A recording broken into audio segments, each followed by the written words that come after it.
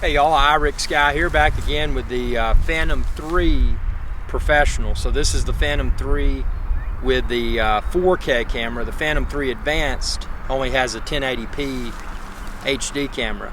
Now this is my second, well actually my third flight, because I did one after my initial flight test.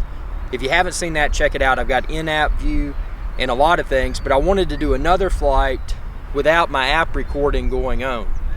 Because in my first flight, you noticed static. I noticed static, and that was caused due to the wireless iPhone 6 Plus application that I was using to record. So let's do a second field test, and I'm going to show you. I'll bring this up to the camera as we're flying. I want to show you how this performs. Now I have done a few tweaks. One thing I did was tweak the gimbal knob, the speed at which it goes up and down, because by default it was a pretty rapid movement, and that wasn't optimal for video in my opinion. So I've tweaked that, got the same configurations, got my quick disconnect prop guards on it, and you can find that within this video's description. Obviously the Phantom 3 Pro, like I have here, you can get it there as well.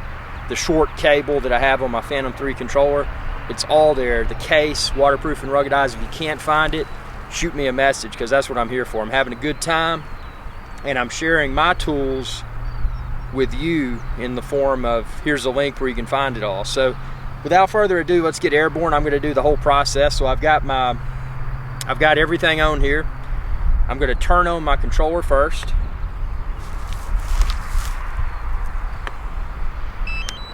So you can see it's coming on, and it's always want to turn your controller on before you turn your Phantom on. And since that's on, what I'm going to do now is turn my Phantom on.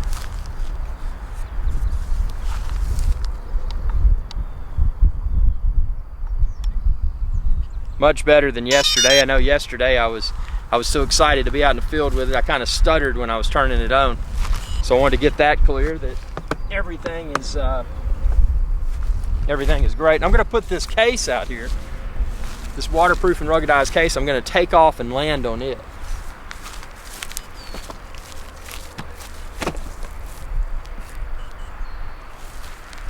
And while we're getting everything set up, what I'm going to do is I'm going to show you some stuff in the app that you'd probably like to see while we're preparing for the flight. So there's the Phantom 3 down there, and I hope this shows up in the sunlight. And it's going to be hard to tell if it does until I actually review the video. But I've gone into the DJI app, and then I select camera, and this will show your status. Now this is a huge improvement over the previous Phantom 2 or Phantom 2 Vision Plus. You know, if you've owned those like I have, they're great, but when you were out, you had to go through the dance of spinning it around in a circle and doing a lot of things to make sure it's synced up with the satellites. This app will tell you whether it is or isn't, which is much improved. Now one thing I want to point out is how I've got my antennas positioned. During my first flight yesterday, you notice that I kind of had them up like that. It's actually optimal to have them pointed straight out. Something else you want to be sure of, especially if you're an amateur, keep this in P mode. See that switch where it says P? P is the GPS plus your ground sensors, because you get ground sensors on the Phantom 3. You didn't have those on Phantom 2. So it says status light is green. What we can do, we can also, let's see, just checking my batteries. Batteries are good. Oh, I do need to format the memory card before we fly. And I will be filming this 4K 30 frames per second. And actually, I'm going to try to snap a few still photos as well, because people were questioning me the still photo quality. So I'm going to use 16:9 JPEG is the quality I'm going to use. So we've got a view there, and we can see when I tilt my camera down and up, it's a very slow movement now. I'm going to put it in the utmost position when we start off here. Couple ways to start off. We can take off by pushing the soft button, or we can use the traditional down like that, like we did with the previous Phantoms. let's do something different. Let's try the soft button. It should go to about 4 feet. And by the way, up here, I don't know how well you can see it in this, but it says safe to fly, and it's green. So that's much improved versus looking at the LED diagnostic lights on the Phantom itself. So let's take off. We're obviously in a safe location, and it's great weather. So let's hit the takeoff button and see what this does. It says ensure that conditions are safe for takeoff. The aircraft will go to an altitude of 4 feet and hover in place. Slide to take off. So let's slide and see how this works.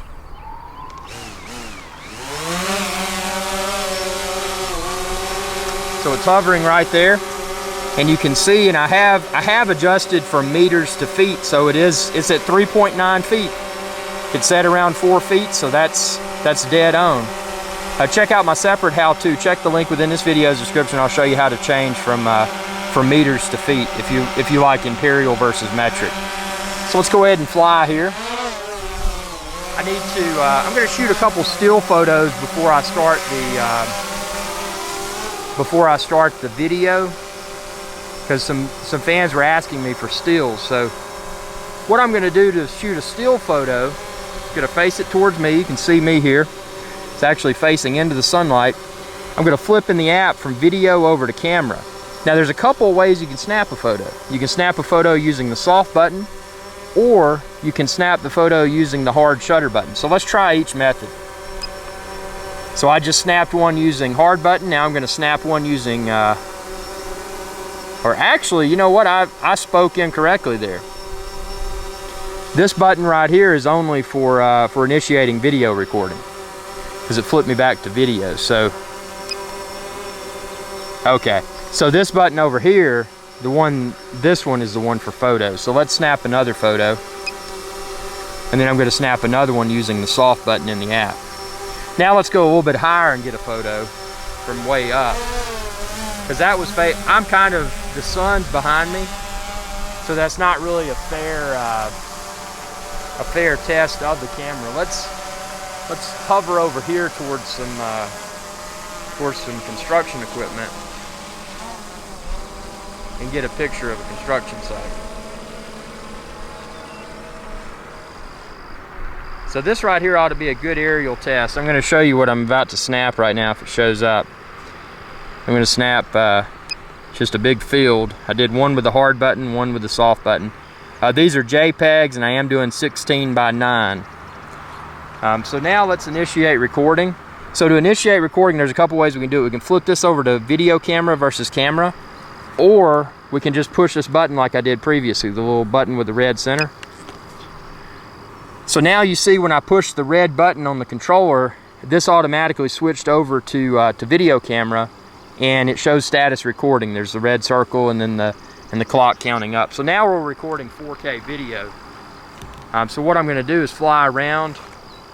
And the one thing I was wondering about, and y'all were wondering yesterday, is that I was getting a lot of grain on my display, and I'm not getting that at all today. And the reason I was getting that graininess is because I had, like I said, I had that app that was recording my iPhone 6 Plus, and it was interfering with the FPV stream. I mean, this thing is, there's no stutter at all in the FPV stream right now. I'm looking at, and I'm going to hold this up over here just so you can see it if it shows up in the light. There's absolutely no congestion at all like there was yesterday. I mean, it's almost like watching a television. I mean, it's crystal clear. There's no static. So this was, that problem has been properly diagnosed. It was induced by myself, and I was using, I was using that third-party app and that wireless configuration that I was using to record my iPhone 6 Plus. So there's your proof that this is absolutely perfect from a visual perspective. Here comes a train. I'm going to get that on camera.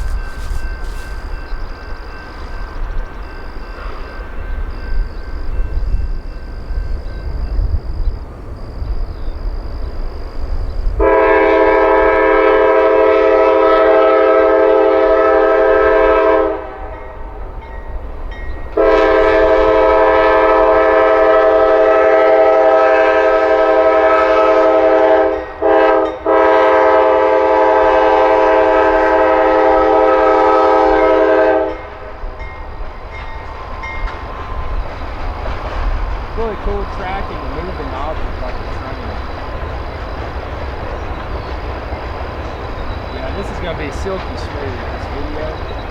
Video in this FPV is too. See if I can race it.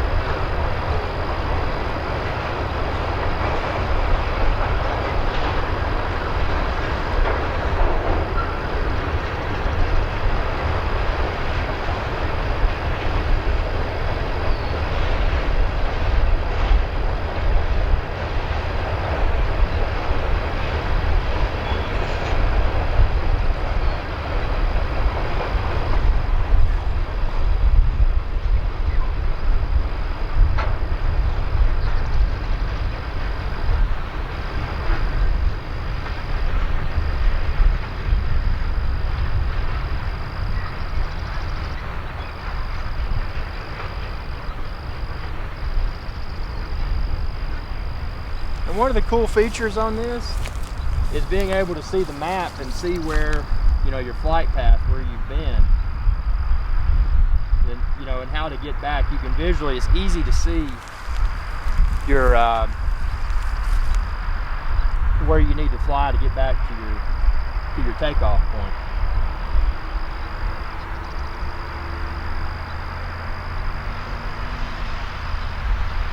And you'll see my camera tilts are a lot more, they're just a lot smoother because, as I mentioned, I adjusted the speed of the gimbal wheel. And you can check the link within this video's description, and you can find where to get that, because it just makes everything more, you know, a lot more suitable for video.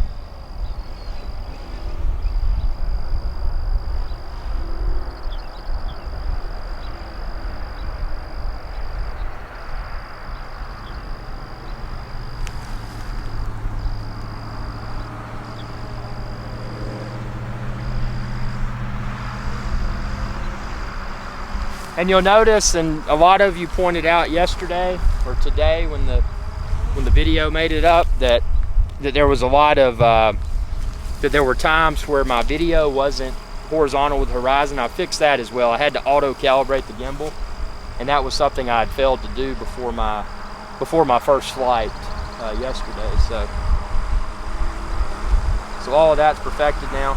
You can see right here in this video how I've got how good the horizon looks. Look at that. It's perfect.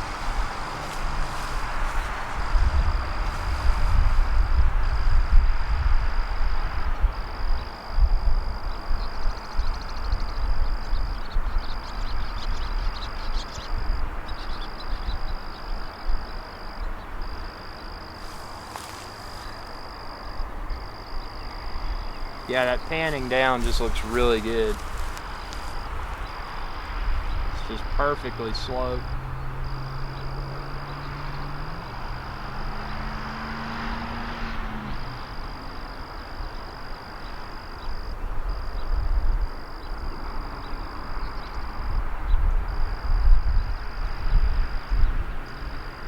See that horizon, how good that looks?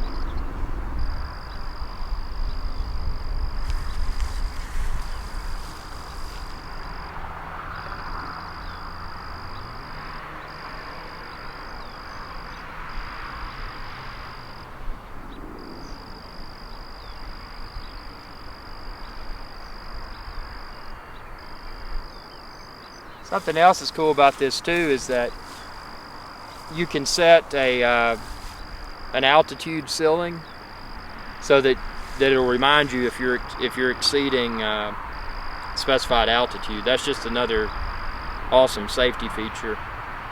So obviously I fly responsibly and recreationally, and make sure that I'm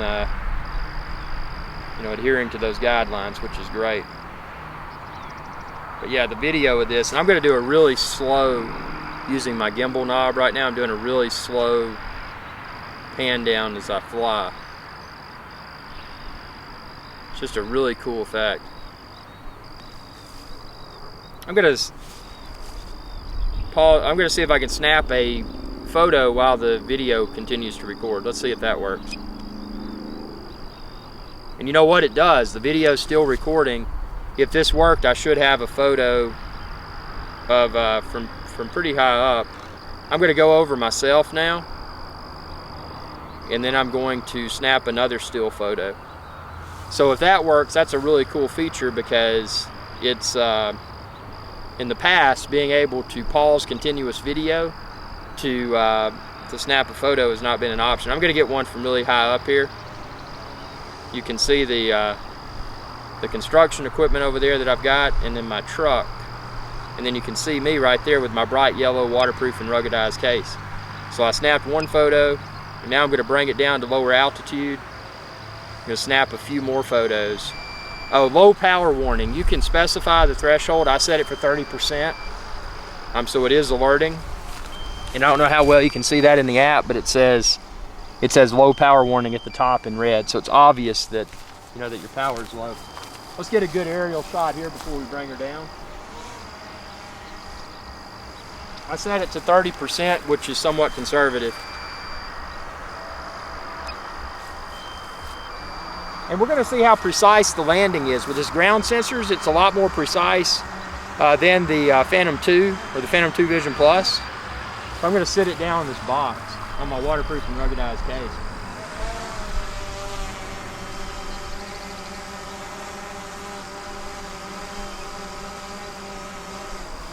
Okay, I'm going to get out of the frame here so we can see this. Bring her down.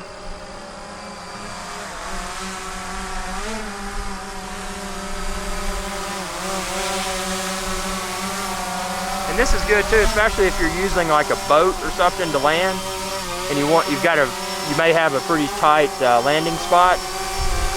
This just shows the precision of flight for this. Watch, I'm going to land it on the. And it's in my mind. I like it turned the other way. I can fly it better when it's flying away from me, just in my mind. So I'm going to put it that way, and we're going to land it on this case, on my waterproof and ruggedized case.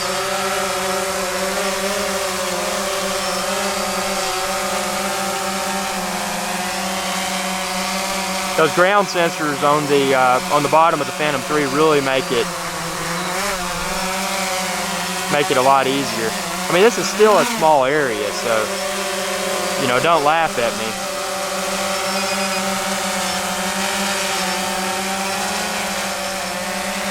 Now it said the battery's really low, and it said it's going to go home, and I said no, obviously, because I'm at home. I just got to land it.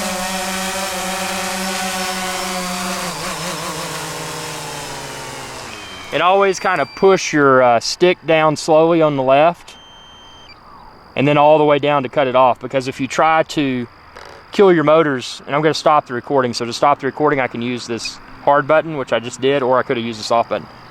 Because if you turn off your engines doing that, it's going to kind of thrust, and then that's going to cause it to topple over sideways when it's landing. So, I mean, this just goes to show, I mean, that's a small area. I'm going to pick the camera up and show you I mean, how precise that landing was. And I mean, this is a huge asset if you're, I mean, I film a lot of entertaining videos when I'm out on the boat, and this is just a good way to visualize, even if you have a smaller boat, how you can land in such a tight area. Look at that.